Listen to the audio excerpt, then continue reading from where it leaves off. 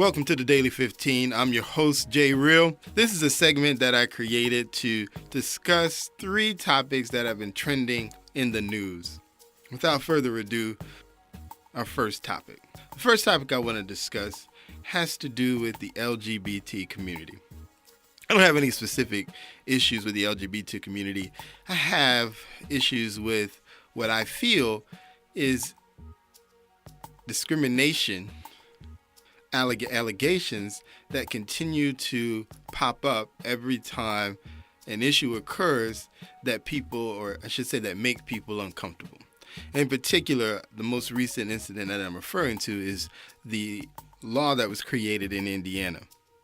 Essentially, the law that was created said that if you believe, based on your religious beliefs, that a customer comes in and they ask you to do something that you think it goes against your religious beliefs, that you had the right to refuse service to that particular customer. And so there was a lot of people that stepped up and said, that's discrimination. You can't do that. That's illegal. So the first thing I did is I found out and looked up the definition for discrimination. And so when you read it in Webster, it says the practice of unfairly treating a person or a group of people differently from other people or groups of people. The ability to recognize the difference between things that are of good quality and those that are not. The ability to understand the one thing is different from another thing.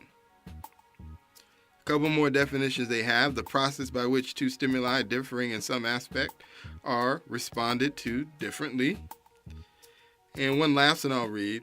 The act, practice, or instance of discriminating categorically rather than individually. Now, that's the definition. So if you come into my business, you ask me, let's use the example that they've been throwing around a lot.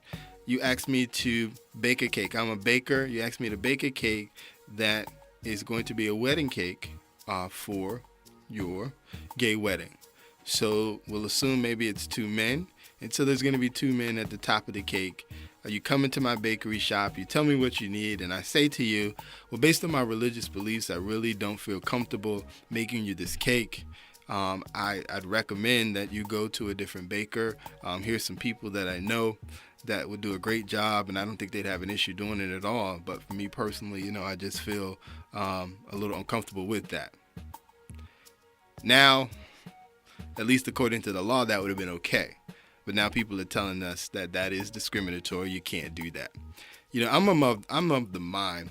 We had a discussion about this on my show, RealFamilyTalk. It airs every Wednesday at 9 p.m.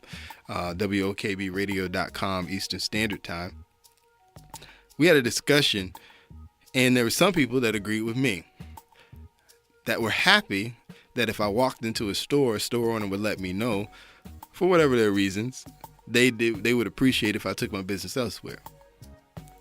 Then I had others that, like most people are saying, that's a discriminatory practice, and we should be offended that a law like that would be created, that 2, a business owner would treat a potential customer that way.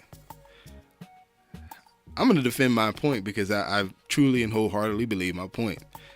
I'd rather a business owner be honest with me about the fact that they would rather not give me or rather not take my business than to give somebody my money who, for whatever reason, would rather not have my money.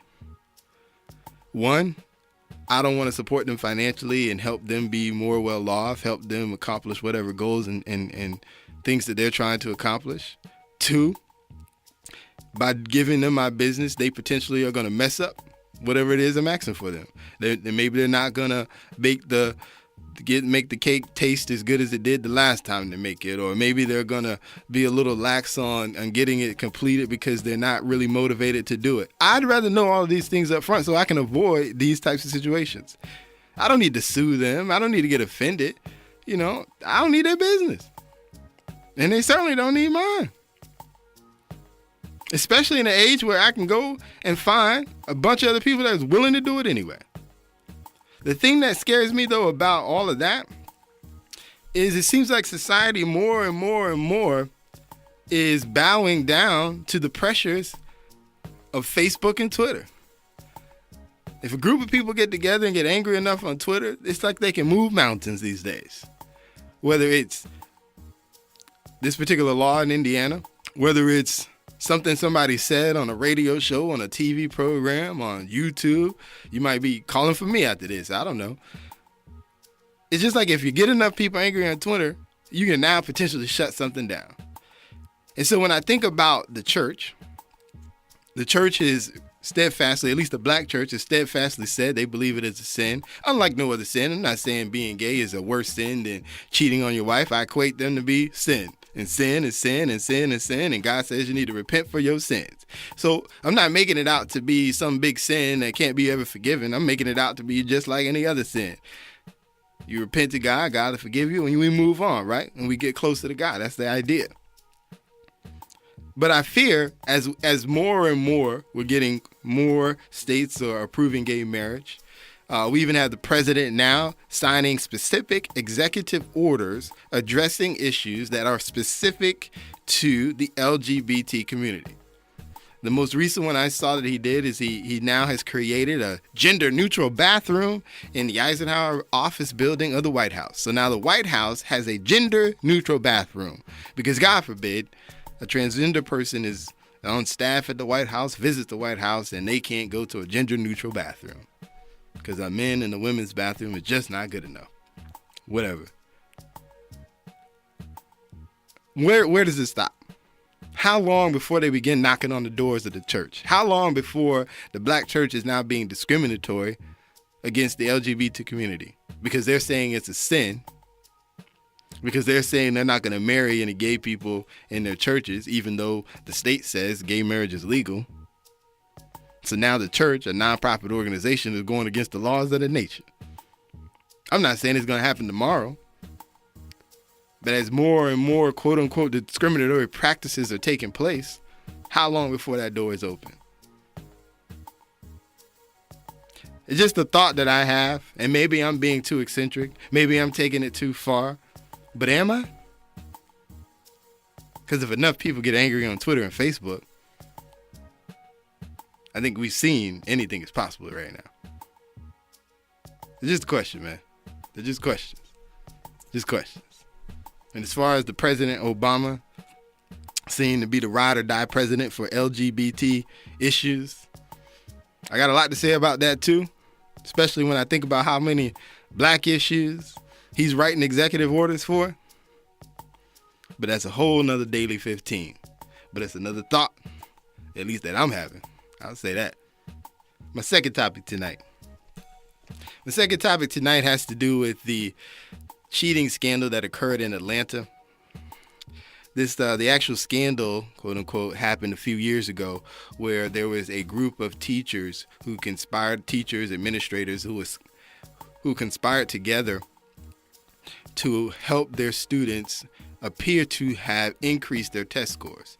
And so what they did is they specifically taught some of the students the questions that were going to be on the test and literally gave them the answers. These are standardized tests we're talking about. In addition to that, some of them also, once the students actually took the test, they would take the Scantron and then go back and fix the Scantron so that the wrong answers are now right answers. And so the cheating scandal got exposed. We're a couple of years later from the actual scandal. And so now we are at the conviction stage for these teachers. And now they've all been, or at least 11 of them have been convicted of, get this, racketeering. Yeah, I said it, racketeering. A charge that we typically, or a crime, I should say, that we typically only hear about when it relates to the mob. So now teachers had the same charge as a mob boss. Teachers had the same charge as a mob boss. I looked up the definition for racketeering. I'll tell you what it says. Racketeering is described as a criminal activity that is performed to benefit an organization such as a crime syndicate. Examples of racketeering activity include extortion, money laundering, loan sharking, and obstruction of justice and bribery. That's according to Investopedia.com. Teachers are charged with racketeering. Now, I don't think there's a person on the planet that's going to tell you these teachers were right for cheating on these standardized tests and forging these improvements of their students. I think they should have been fired. Quite frankly, I think they should also be losing all their licenses. And hopefully, maybe they could teach. Maybe not. They probably don't need to teach again. Maybe they could do some tutoring on the side, but they need to find a new career because they were wrong for this. But racketeering, I wonder if there was precedent for this. Have other teachers who have performed the same crime also been charged with racketeering? I looked at some different articles, read about some cases. There have been cases across the states. In every case, the teachers were fired. Some of the cases, the teachers were also lost their licenses, their teaching licenses, not in every case, but in some cases. There was even one case up in Baltimore where an administrator conspired to cheat on the standardized exam. And after she lost her job, there was a thought that she might get prosecuted, but that never really came to fruition. But the thing that really blew my mind was that she became an education reform expert. An education reform expert. The lady who cheated on the standardized test is now an education reform expert. Really? So you're paying her consultancy fees so that she can tell you how to reform education after she done cheated her way to the top. Okay. But these black teachers in Atlanta are racketeering and now face 20 years in prison. I'm going to leave it right there. Because you know what I'm thinking. As a black man in America, why are the black teachers up for 20 years when every other teacher lost their job and their license? Oh, we need to make an example of these people to let them know that this is not right. Really? Losing my job? Losing my ability to ever teach again? Nah, that didn't teach me nothing, huh? I ain't learned nothing from that, huh? Being exposed across the entire country as being the faculty member who cheated and helped my students get these scores? Yeah, that didn't help. That didn't teach me a lesson at all. The sad part is, I understand what they did, right? Because we've been fed a system where you got the No Child Left Behind. You have the President Obama's achievement scores that he's looking for teachers to make. And then, of course, everything is basing off of whether or not the students improve. And then that's defining me as a good, bad teacher. That's defining my salary as a teacher. So you see why the incentives are there to make sure the students are doing well. But when you consider students who are living in a world where they don't have a system, you know, it begs the question, is it even fair to put them on some standardized test that's not being created based on where they're at, being created based on some standard we think everybody should meet? Johnny's got his mom at home helping him every single day with his homework. Loquacious goes home every day by himself because his mom works 2 jobs day and night so that he has all the clothes he needs, all the food that he needs, all the lights are on, the water is on. He can play video games, you know, and enjoy his life as a kid, right? Does Loquacious' mom care any less? Of course not. Does Loquacious' mom really have the time to make sure Loquacious is doing everything he needs to do? I'm sure she's checking up on him. But I guarantee you she doesn't have the time to just sit down every single day and go through every single piece of homework. Or what about Malik, whose mom is there, but she's a little preoccupied. She's got some other things to do. Whatever that is. Does that mean Malik doesn't care any less? He might care because he might not care because the circumstances are such that he doesn't have a support system. And so when you have a system in place where you're not really taking into account the situation of your entire population and creating benchmarks that can account for improvement, pure improvement, not a specific standard, it puts people in a position where perhaps they fear the reprisal and they do desperate things. They're wrong if they do desperate things. They need to lose that job if they do desperate things. But the system also needs to take into account where our population is and the situation for all of our students, and create standards that are not simply based on a specific number, but are simply based on growth, and account for the fact that not having growth every year in some exponential number does not necessarily equate to a bad teacher. Is that to say bad teachers don't exist? Of course not. There's bad teachers, there's bad lawyers, there's bad doctors, there's bad presidents, there's bad congressmen. But that doesn't mean everybody who isn't getting 70% increases over their entire class is a bad teacher.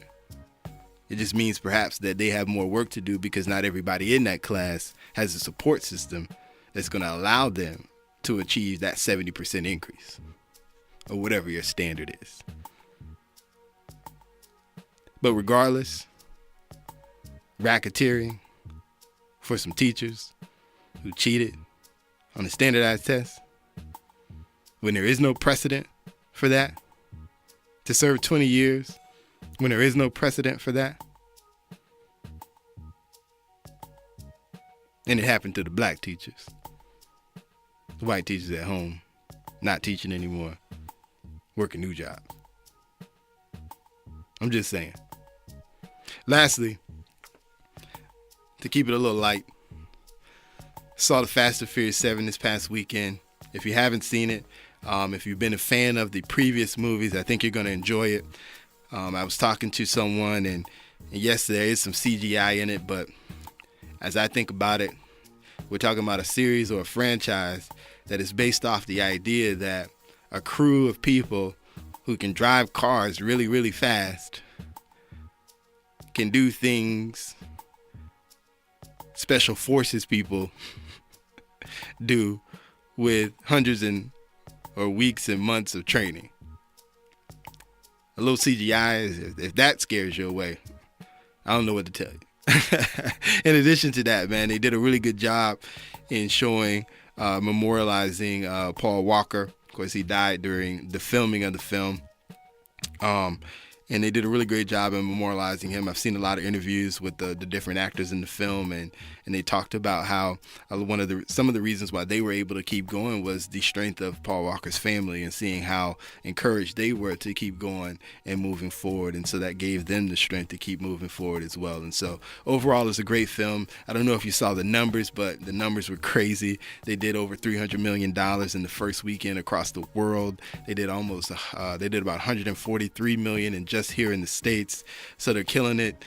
So I equate that to mean we'll get a Fast and Furious 8. Might not have Paul Walker in it, but yeah, I think we're probably going to get an 8. So if you're a fan of it, I think there's going to be more to come, man. And just a really great film, entertaining, something to do. We're hitting that stride of the season, so we're getting ready to get rolling out the big films that are going to be coming out. And this is certainly definitely one of the first, and a really good one, man. I want to thank you for listening to the Daily 15. I'm your host, Jay Real. Remember, you can check me out on Facebook, Real Family Talk. Check me out on Twitter, Real Family Talk. I'd love to hear from you on those platforms. You can also email me, realfamilytalk@gmail.com. I'd appreciate it as well if you checked out the show. The show airs, like I said, every Wednesday at 9 p.m. Eastern Standard Time. I'm on 1680 AM, WOKB in Orlando. They do have a website, WOKBradio.com. You can find the link there and listen online. If you're not in Orlando, they also have an app that you can check out online as well. You can find it in the Play Store, also in iTunes, 1680 AM WOKB. Man, I appreciate you for listening. This has been the Daily 15. Until next time.